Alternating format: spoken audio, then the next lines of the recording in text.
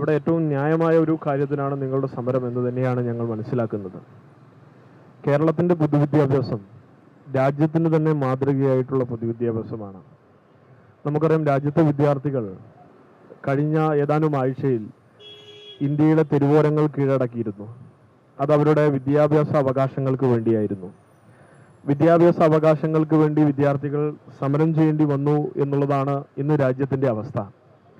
എന്നാൽ അതിൽ നിന്നും വ്യത്യസ്തമായി കാര്യങ്ങൾ നിലനിൽക്കുന്ന സംസ്ഥാനമാണ് കേരളം. കേരളത്തിൻ്റെ പൊതുവിദ്യാഭ്യാസം വളരെ ശക്തമാണ്. സർക്കാർ മേഖലയിൽ തന്നെ നല്ല സ്കൂളുകൾ നമുക്ക് പടുത്തുയർത്താൻ കഴിഞ്ഞിട്ടുണ്ട്. രാജ്യത്ത് തന്നെ നല്ല സാക്ഷരത, ഉയർന്ന സാക്ഷരത നിലനിൽക്കുന്ന സംസ്ഥാനമാണ്.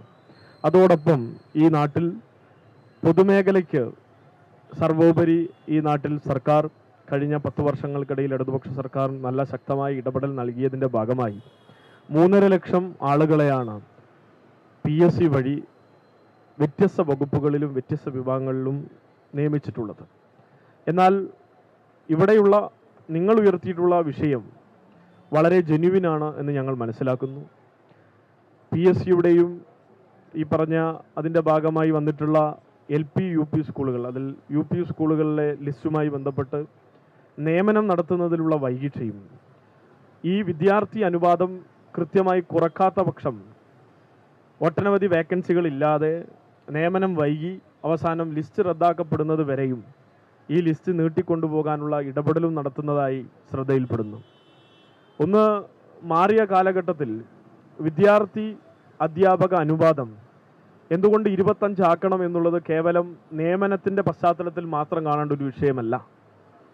ഇന്ന് മാറിയിരിക്കുന്ന കുടുംബ സാഹചര്യം, അണുകുടുംബങ്ങളിൽ നിന്ന് വരുന്ന വിദ്യാർത്ഥിയെ സംബന്ധിച്ചിടത്തോളം അയാളിൽ ചെലവഴിക്കേണ്ട ഒരു അധ്യാപകൻ്റെ സമയം, ക്ലാസ് മുറിയിൽ എൻഗേജ് ചെയ്യപ്പെടുന്ന കുട്ടികളുടെ ആകെ തുകയായ എണ്ണം, അത് 35-ൽ നിന്ന് 30 ആക്കണമെന്നും അത് 30-ലുള്ള ക്ലാസ് മുറികളിൽ അത് 25-ലേക്ക് എത്തിക്കണമെന്നുള്ളതാണ് നിങ്ങൾ മുന്നോട്ട് വെക്കുന്ന ആവശ്യം. അത് തീർച്ചയായും വളരെ കാലഘട്ടം ആവശ്യപ്പെടുന്ന ഒരു അവകാശമാണ്. വിദ്യാർത്ഥികളെ സംബന്ധിച്ചിടത്തോളം ഓരോ അധ്യാപകനും ഒരു വിദ്യാർത്ഥിയിന്മേൽ ചെലവഴിക്കേണ്ട സമയവും ഓരോ വിദ്യാർത്ഥിക്കും കിട്ടേണ്ട പേഴ്സണൽ അറ്റൻഷൻ കൂടി വരേണ്ട സാഹചര്യം നിലനിൽക്കുന്ന ഒരു ഘട്ടമാണ് ഇത് എന്നാണ് SFI മനസ്സിലാക്കിയിട്ടുള്ളത്. അത് അധ്യാപകരായിട്ടുള്ള നിങ്ങളെ മാത്രം സംബന്ധിച്ച കാര്യമല്ല.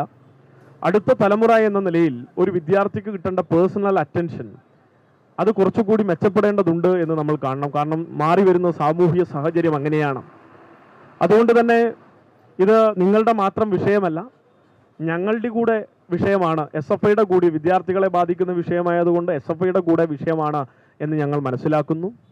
ഈ സമരത്തിന് എല്ലാവിധ പിന്തുണയും കേരളത്തിലെ SFI നിങ്ങളെ അറിയിക്കുകയാണ്. അതിൻ്റെ ഭാഗമായി നിങ്ങളുടെ സമരത്തിൻ്റെ എല്ലാ ഘട്ടത്തിലും SFI പിന്തുണ അറിയിച്ചുകൊണ്ട് നിങ്ങളോടൊപ്പം ഉണ്ടാകും എന്ന് ഈ ഘട്ടത്തിൽ സൂചിപ്പിക്കുകയാണ്. അതോടൊപ്പം കഴിഞ്ഞ ഘട്ടത്തിൽ സർക്കാർ തന്നെ, ഇടതുപക്ഷ സർക്കാർ തന്നെ HM ചാർജുമായി ബന്ധപ്പെട്ട് ഉണ്ടാക്കിയെടുത്തൊരു പുതിയ വേക്കൻസി, ആ വേക്കൻസി അംഗീകരിക്കപ്പെടേണ്ടതുണ്ട്. അത് കുറച്ചുകൂടി ആളുകൾക്ക് ജോലി കൊടുക്കുന്ന സമ്പ്രദായമാണ്. പരമാവധി ആളുകൾക്ക് ജോലി കൊടുക്കുക എന്നുള്ളത് തന്നെയായിരിക്കണം ഒരു സർക്കാരിൻ്റെ നയം. എല്ലാ യുവാക്കൾക്കും തൊഴിൽ കൊടുക്കാൻ ചിലപ്പോൾ കഴിഞ്ഞേക്കില്ല, പക്ഷെ പരമാവധി ആളുകൾക്ക് കൊടുക്കുക എന്നുള്ളത് നയമായിരിക്കണം. പൊതുമേഖലാ സ്ഥാപനങ്ങളെ കൂടുതൽ മെച്ചപ്പെടുത്തുക എന്നുള്ളതാണ് അതുകൊണ്ട് ഉദ്ദേശിക്കുന്നത്. അതുകൊണ്ട് തന്നെ കൂടുതൽ എയ്ഡഡ് സ്കൂളുകൾക്ക് അനുവാദം കൊടുക്കാതിരിക്കുകയും സ്വകാര്യ മേഖലയിൽ കൂടുതൽ ഊന്നൽ കൊടുക്കാതിരിക്കുകയും സർക്കാർ മേഖലയിൽ കൂടുതൽ പണം ചെലവഴിക്കുകയും ചെയ്താണ് കഴിഞ്ഞ 10 വർഷം നമ്മൾ മുന്നോട്ട് വന്നത്. കാരണം സർക്കാർ മേഖലയിലെ സ്കൂളുകൾ നിങ്ങൾ ശ്രദ്ധിച്ചിട്ടുണ്ടാകും, സർക്കാർ മേഖലയിലെ മറ്റ് സ്ഥാപനങ്ങളെ നിങ്ങൾ ശ്രദ്ധിച്ചിട്ടുണ്ടാകും. ഇതൊക്കെയും മെച്ചപ്പെട്ട അവസ്ഥയിലേക്ക് വന്നിട്ടുള്ള ഒരു ഘട്ടമായിരുന്നു കഴിഞ്ഞ 10 വർഷം.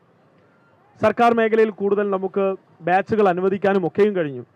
പക്ഷേ ഇത്തവണ ഞങ്ങൾക്കുള്ള വിമർശനം +1-ൻ്റെ സീറ്റ് അലോട്ട്മെൻറ്റുമായി ബന്ധപ്പെട്ട് 100 സ്കൂളുകൾ എടുത്ത് പരിശോധിക്കുമ്പോൾ 90 എയ്ഡഡ് സ്കൂളിലാണ് കൊടുത്തത് അധിക ബാച്ച്. അപ്പോൾ സ്വകാര്യ മേഖലയെ കൂടുതൽ സഹായിക്കുന്ന ഒരു നിലപാട് സർക്കാർ എടുക്കുന്നുണ്ട്. അങ്ങനെ എടുത്തു കഴിഞ്ഞാൽ സ്വാഭാവികമായും അത് സ്വകാര്യ മുതലാളിമാരെയും സ്കൂളിൻ്റെ മുതലാളിമാരെയും മാത്രമേ സഹായിക്കൂ. ഇവിടെ PSC വഴി നിയമനം കിട്ടാതെ ലക്ഷക്കണക്കിന് ആളുകൾ കെട്ടിക്കിടക്കുന്നതായി വരും. ഇപ്പോൾ +1-ൽ ഉൾപ്പെടെ നടന്നിട്ടുള്ള ആ അധിക ബാച്ച് സർക്കാർ മേഖലയിലായിരുന്നുവെങ്കിൽ കൂടുതൽ ആളുകൾക്ക് നിയമനം അവിടെ കിട്ടിയേനെ.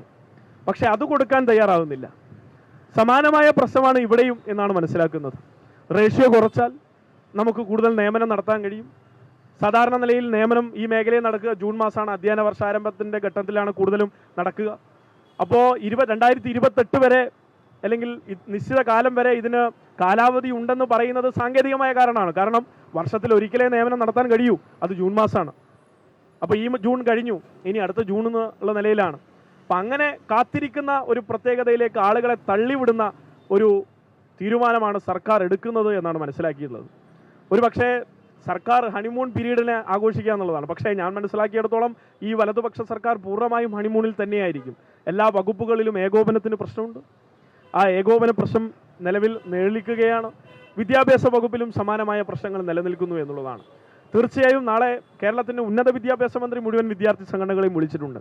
പക്ഷേ സർക്കാരിൻ്റെ പ്രതിനിധി എന്ന നിലയിൽ ഈ വിഷയം ഉന്നയിക്കപ്പെടേണ്ട മന്ത്രി എല്ലാഞ്ഞിട്ട് കൂടിയും ഞങ്ങൾ ശക്തമായി ഉന്നയിക്കാൻ വേണ്ടി പോകുന്ന ഒരു കാര്യം, ഈ വിഷയത്തിൽ അടിയന്തരമായി ഇടപെട്ട് തീരുമാനം കൈക്കൊള്ളണം എന്നുള്ള കാര്യമായിരിക്കും. നിങ്ങൾക്ക് എല്ലാവിധ പിന്തുണയുമായി ഞങ്ങളും നിങ്ങളോടൊപ്പം ഈ തെരുവിൽ ഉണ്ടാകും, അല്ലാത്ത പക്ഷം എന്ന കാര്യം സർക്കാരിനെ SFI കൃത്യമായി അറിയിക്കും എന്ന വാക്ക് നിങ്ങൾക്ക് നൽകുകയാണ്.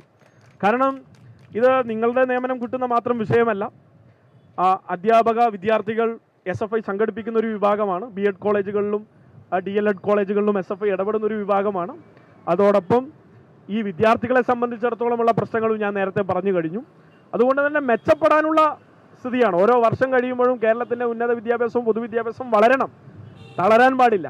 പക്ഷെ തളരാത്ത വിധത്തിൽ വളർത്താനുള്ള ഇടപെടൽ സർക്കാർ നടത്തണം. അപ്പം അതിന് ഈ സമരത്തെ ഒരു ചാലക ശക്തിയായി ഞങ്ങൾ കാണുന്നു. തീർച്ചയായും നിങ്ങളുടെ ആവശ്യങ്ങളൊക്കെയും ആ നിലയിൽ തന്നെ കാണുന്നു. HM-നെ ക്ലാസ് ചാർജിൽ നിന്ന് ഒഴിവാക്കി ആ ഒഴിവ് കൂടി PSCക്ക് വിട്ടുകൊടുത്ത് നിയമനം നടത്തുമ്പോൾ കൂടുതൽ നിയമനങ്ങൾ ഉണ്ടാകും. അതോടൊപ്പം ഈ വിഷയങ്ങളൊക്കെയും എയ്ഡഡ് സ്കൂളുകളിലെ നിയമനം, എയ്ഡഡ് സ്കൂളുകളുടെ നിയമനം ഉൾപ്പെടെ ലക്ഷക്കണക്കിന് രൂപയാണ് വാങ്ങുന്നത്. ഈ വിഷയം ഞങ്ങൾ അറിയിച്ചതാണ്. എയ്ഡഡ് സ്കൂളിലെ നിയമനം സ്വാഭാവികമായും ആ നിലയിൽ തന്നെ അഡ്രസ്സ് ചെയ്യപ്പെടേണ്ടതാണ്. ലക്ഷക്കണക്കിന് രൂപ വാങ്ങുന്നു, അത് വേണ്ട വിധത്തിൽ സ്കൂളുകളിൽ ചെലവഴിക്കപ്പെടുന്നില്ല. അത് മുതലാളിമാർ കൂടുതൽ എടുക്കുന്നു. അത് തന്നെയാണ് ഇപ്പോൾ +1-ൻ്റെ കാര്യം നടന്നിട്ടുള്ളത്. അത് കൂടുതൽ ശക്തിപ്പെടുന്ന കാഴ്ചയാണ് ഇപ്പോൾ കാണുന്നത്. NSSനും SNDPക്കൊക്കെ കൂടുതൽ ഇവിടെ ഇടപെടാൻ കഴിയുന്നൊരു സാധ്യത UDF വന്നതോടുകൂടി വന്നിരിക്കുകയാണ്. പക്ഷേ അതിനെ ചെറുക്കാൻ കേരളത്തിൽ എന്തായാലും ഇടതുപക്ഷമുണ്ട്. ശക്തമായ ഇടതുപക്ഷ പ്രാതിനിധ്യമുള്ള ഒരു സ്ഥലം കൂടിയാണ് കേരളം. അതുകൊണ്ട് തന്നെ എളുപ്പത്തിൽ അവരുടെ സ്വകാര്യവൽക്കരണം ഇവിടെ നടക്കില്ല എന്നുള്ളത് എല്ലാവർക്കും നിസ്സംശയം അറിയുന്ന കാര്യമാണ്.